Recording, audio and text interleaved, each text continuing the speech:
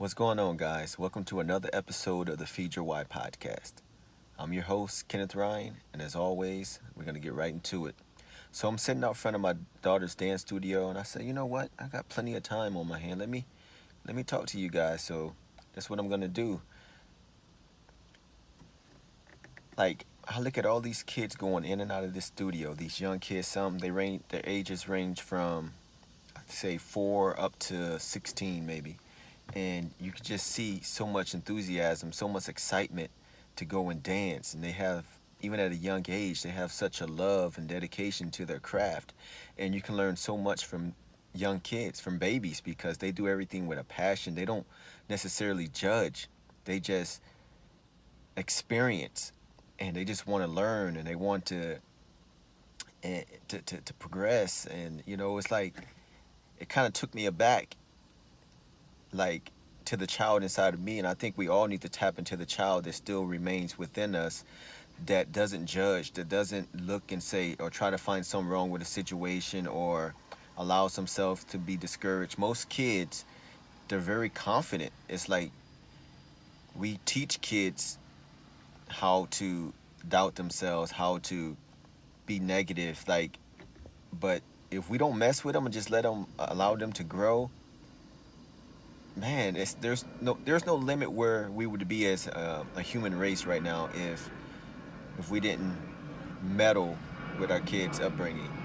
Oh, don't do that, Johnny. You might hurt yourself, or make sure you do this, because if you don't, this might happen. Like, we put all these fears and barriers on these kids, and wonder why they grow up with so many insecurities and so much anxiety and depression.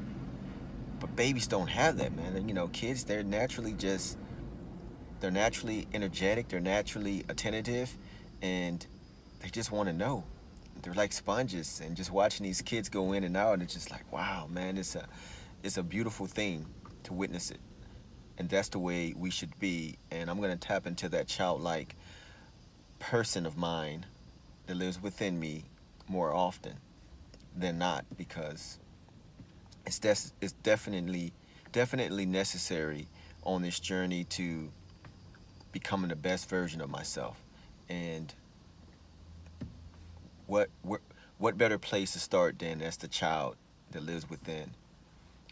I've been sitting out here for about an hour now and just watching them go back and forth, and like, consciously, I didn't even realize what I was witnessing until I just sat and thought about it. Like, man, these kids are actually, by choice, going in here and doing all these jumps and routines and repetitiveness, and to learn this craft that they love. Like, no one's making them do it. Like, my daughter, like, she's been practicing for, well, weeks up until this point. She went to a camp, and at the end of the camp, they're having tryouts, and only the kids who make it are going to be on the team. Like, there's not going to be a team, like, as far as if you're at this level, they're going to have a team for you. No, there's only one team, and the ones who qualify are going to be on that team, that one team.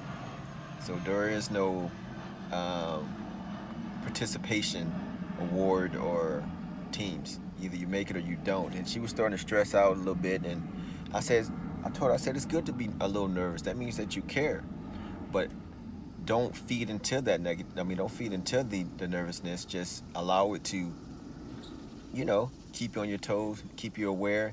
And when it's your time to get up there and perform, just do what you've been training for. Shut your mind off and just do what you've been training for. And I assured her that she's gonna do just fine, because my daughter is a hell of a dancer. She's a hell of a um, entertainer, and I have no doubt in my mind that she's gonna make the team.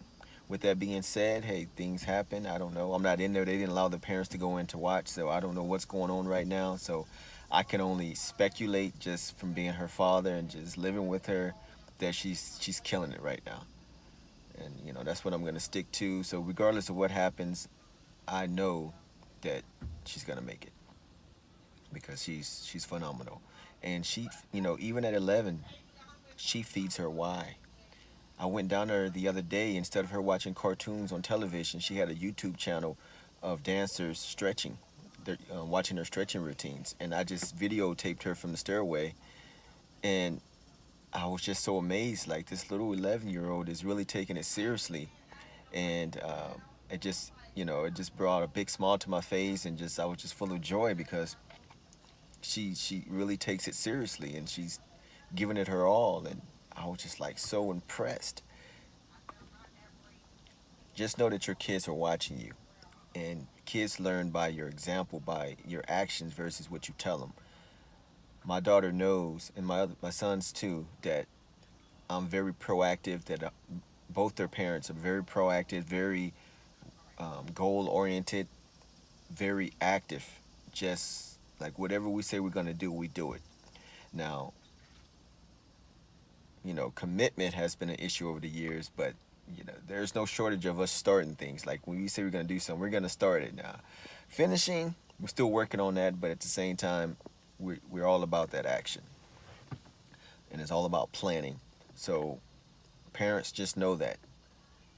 Employers know that your staff is watching you. They're watching you, and they're making, they're going to do what you do versus what you say.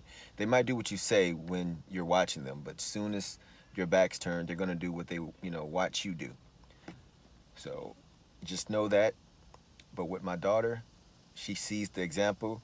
She sees the example her mother and father shows, and she does it. Like, she's like a little woman, in this little 11-year-old body, and she's determined to be the best dancer. She does tap. She does, was it creative dancing or impromptu? What else she does? She does ballet, and she loves it.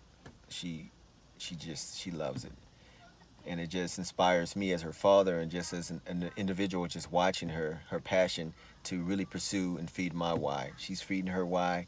I'm feeding my why. My wife is feeding her why, and like we're just feeding. We're feeding each other's why. I might take a bite of her why. She might take a bite of mine, and we're just going and growing and doing great things, guys. So I just wanted to say this, record this quick episode video. Like I said, there's no pattern to the information I'm going to be putting out there. I just want to encourage you on a daily basis to feed your why, to always dive deep within, and just don't stop until you reach pay dirt.